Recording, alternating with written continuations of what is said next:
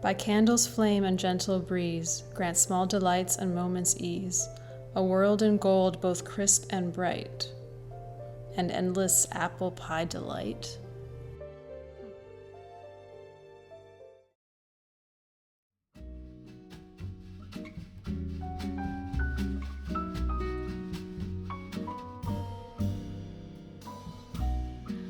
We somehow, magically, ended up at an apple orchard.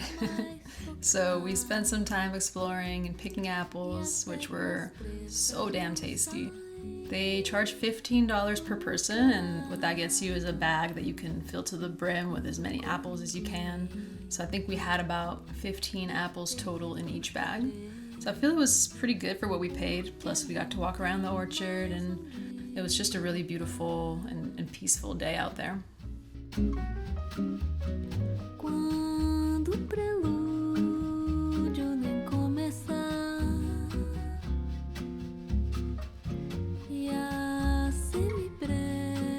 Afterwards, we went into the shop they have, which was insanely busy. We got these little apple pies and apple cider donuts, which I meant to show, but I was so hungry, I completely forgot to film. We sat in this little room they have for cider tastings. I don't really drink, so this wasn't mine, but I just wanted to show you the different apple cider varieties they had. October 10th was World Mental Health Day, so I've been thinking a lot about the things that uplift me and make me feel good and happy, and it's a lot of little things. Like playing guitar, going for long walks in nature, listening to some good music, or seeing the world through Andy's eyes.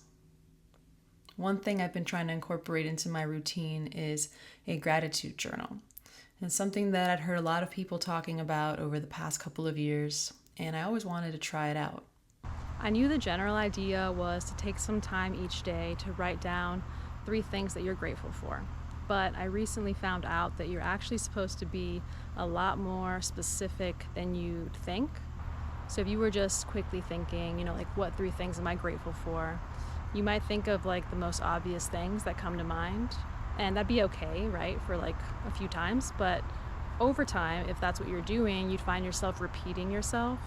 And I guess it would kind of remove the intention behind the practice and at the same time kind of lessen the positive impact that's supposed to come from it. So instead, my therapist explained to me that it's important to really think about your day. So if you're doing it at night, it's the day that you just had, or if you're doing it in the morning, maybe it's the previous day. But you think about it and try to find things that are specific to that day. So maybe it's, I'm grateful that I was able to talk on the phone with my sibling and catch up. Or I'm grateful that I took some time to make my mom's pancake recipe today. So by being intentional and specific, you're having to really focus on each of these positive things. I guess you could say kind of bring them front of mind. So I think the idea is that over time, the more that you do this, the more you would feel those positive things as they're happening, and maybe even start to seek out those positive experiences in your day-to-day. For a while, I wasn't sure if I wanted to incorporate this into my routine, mainly because I had learned a similar practice, or I guess mindset, from my mom and from my yoga practice when I was in my early 20s. But I do feel like there's so much power in writing things down. I feel like personally, for me, it helps me to really process everything that's in my brain, just having a place to let it out. And then also, as you're putting it into words, you're having to really think about it, I guess.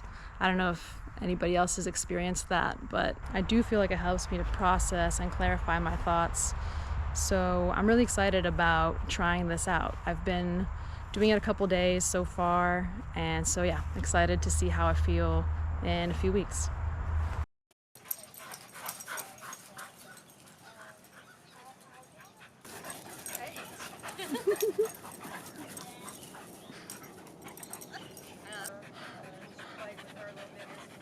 Andy, take a break.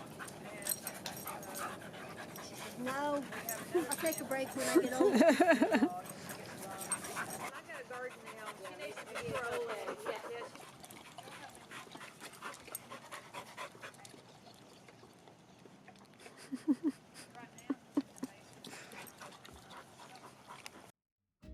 I wanted to quickly share a newsletter that I received this week from one of my favorite mental health nonprofits. They are super incredible if y'all want to check them out. I won't read the whole thing, but I'll have it up on the screen so you can see. But the top says, anxiety, hope, grief, and healing can be found on every corner of the planet. Mental health connects us all. The name of the nonprofit is To Write Love on Her Arms, and they share a lot of uplifting and heartfelt content if you subscribe to their newsletter or follow them on any social media.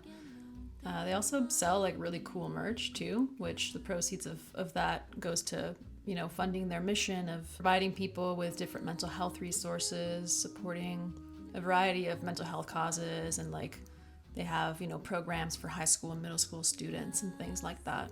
So yeah, super lovely organization.